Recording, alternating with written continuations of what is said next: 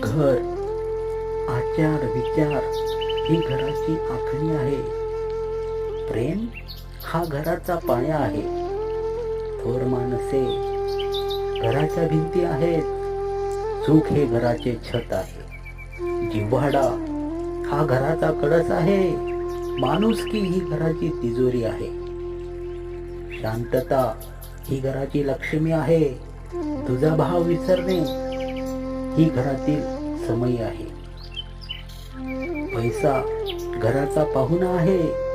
गर्विष्ठपणा हा घराचा वैरी आहे.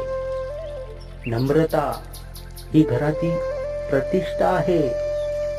समाधान हे घराचे सुख आहे. सदाचार हा घराचा सुगंध आहे. अशाच घरात प्रभूचा वास आहे.